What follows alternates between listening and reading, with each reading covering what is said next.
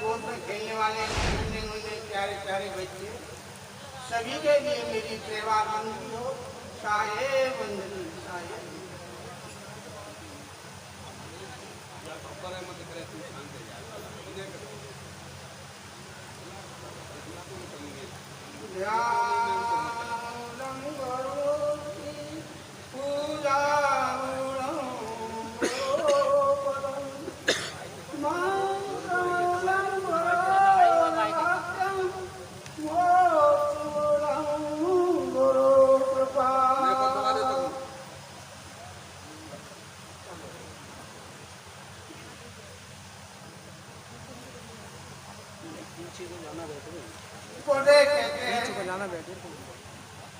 शब्द हमारे परा शब्द छोड़ा राज और जिन जिन शब्द ले किया तिनको सरिगो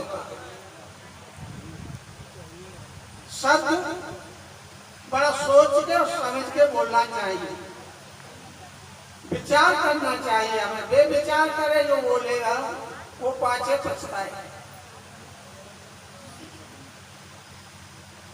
शब्द जो गलत होते हैं वो सामने वाले आदमी के हृदय को छेद कर देते हैं, जीर्ण कर देते हैं, बहुत बड़ा घाव बना देते हैं। उस घाव में दर्द होता है तो दोनों ही लड़ के मर जाते हैं। देखिए द्रौपदी ने क्या कहा कि अंधों के अंधे ही पैदा होते हैं, तो दुर्योधन के हृदय में ये शब्द था। तो पांडव और कौरव दोनों ही दल लड़के उनका विनाश हो।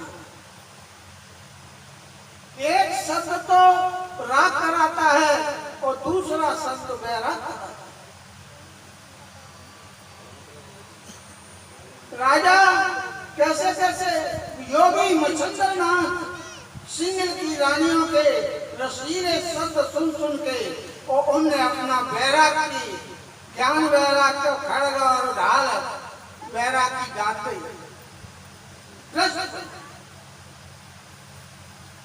श्रृंगेरी वेश्याओं में रसीले शब्द सुन सुन के उनने अपना वैराग छोड़। तो जितने रस शब्द नहीं सुनना चाहिए और रस्तों में नहीं ज्यादा बोलना चाहिए, हमेशा विचार करके बोलना चाहिए। और शब्द तो ऐसे होते हैं कि एक बने काम को बिगाड़ देता है, एक बिगड़े हुए काम को बना देता है। एक शब्द मित्रता करता है, एक शब्द दुश्मनी कर देता है। तो शब्द बहु अंतरे सार शब्द मत लीजिए, कहे कबीर एक जीवन सुन। सार शब्द मत करके वाणी को बोलना चाहिए, विचार करके बोलना चाहिए कि हम क्या कहना चाह रहे हैं और अगले आदमी को बुरा तो नहीं लगे। तो शब्द हमेशा बढ़िया बोलना चाहिए, तोल के बोलना चाहिए। जिन जिन ने शब्दों का विवेक किया है उनका काज। देखिए गोपी चंद राजा भर्तरी बड़े राजा और उन्होंने शब्द का विवेक किया और उन्होंने मंथन किया शब्द का, तो विचार किया करके अपने राज को छोड़ करके और व्यक्त हो। हर इंसान को अपने बड़े विचार से ना तो मोह करना चाहिए और न भय करना चाहिए, अपने उतना ही सीमित रहना चाहिए। मोह में भी कांटे हैं। मोह सकल व्याधि कर मूला ताते ये वे सूल कहते हैं दुख को, ये वे सूल है दुख है। और भैर पर कांटे हैं।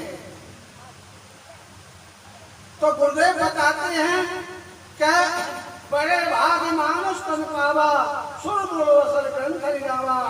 अनंतों जन्मों का हमारा पुण्य इकट्ठा होता है जब ये मानव शरीर मिलता है। साधन धाम मोक्ष कर द्वारा पाए न जई परलोक समाना। ये मनुष्य शरीर साधनों का धाम मिला हुआ है, तो इसी में ही अपना कल्याण कर सकता है। मानवीय कर 3 खानी है, उनमें अपना कल्याण नहीं कर सकता है। क्यों? वो भोग भूमि का है, ये मानव शरीर कर्म भूमि का है। ये परतंत्र नहीं है, ये स्वतंत्र है। मानवेतर 3 खानी वो परतंत्र है।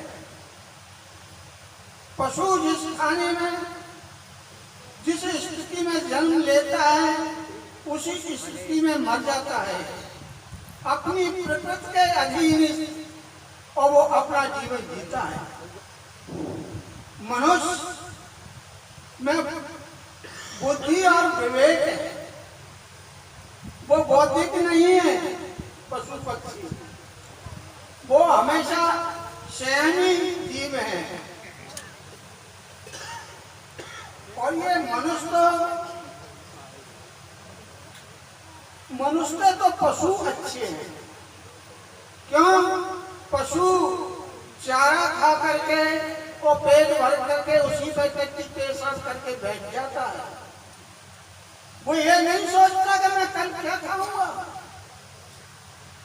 और मनुष्य 1 साल का इंतजाम घर पर बच्चों का कर देता है, फिर भी ये सोचता है कि आगे मैं क्या खाऊंगा।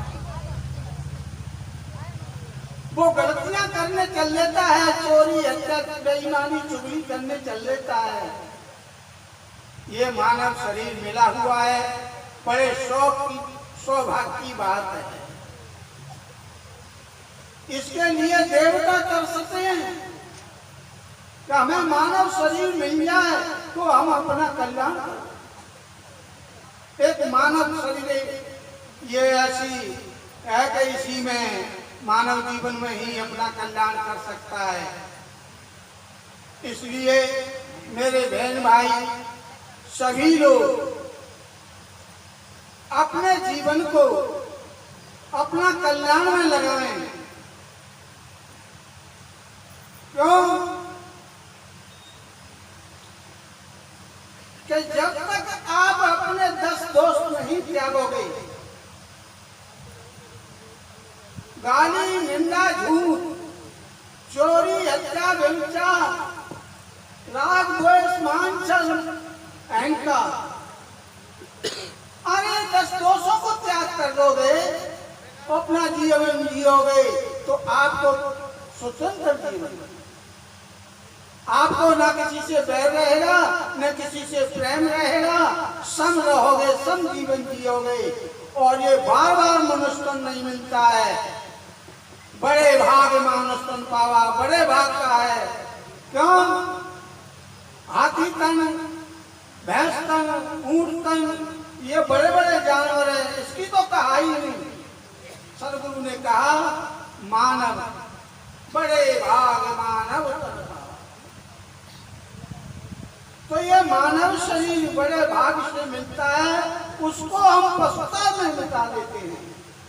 देखने में तो वो मानव दिखता है, मगर अंदर में प्रकट पशु जैसी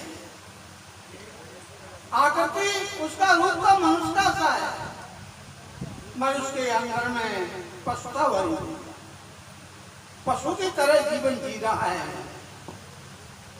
इसलिए बड़ा विचार करना चाहिए, सदगुरु के सानिध्य में जाकर के वो अपने कल्याण का सदगुरु से गुरु बना करके अपना कल्याण करें। ये मनुष्य तन बार बार नहीं मिलता है मेरे बहन भाइयों, और आप अपने स्वयं स्वरूप में डटें, अंत कुछ भी नहीं है। बाहर पर्वत, नदी, पहाड़, कहीं भी मंदिर, गुरुद्वारे, कहीं भी कुछ नहीं है। जो है वो अपने में है, अपने से बाहर कुछ भी नहीं है। इसलिए विचार करके और अपने जीवन को सफल बनाना चाहिए, और इसी को मोक्ष कहते हैं। सदगुरु कहते हैं कि निगम रसाल 4 फल लागे, तामे 3 समाई, एक दूर चाहे सब कोई, यतन यतन का उगले पाए। निगम कहते हैं वेदों को,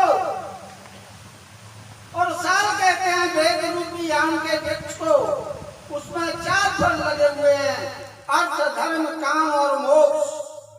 मोक्ष तो सभी चाहते हैं, ए भाई बहन, सभी चाहते हैं कि मोक्ष, मगर मोक्ष सदगुरु ने क्या कह दिया कि यतन कब बिरले पर, कोई संख्या भी नहीं दी उन्होंने, कोई गिनती नहीं की, कोई बिरला बहन भाई है।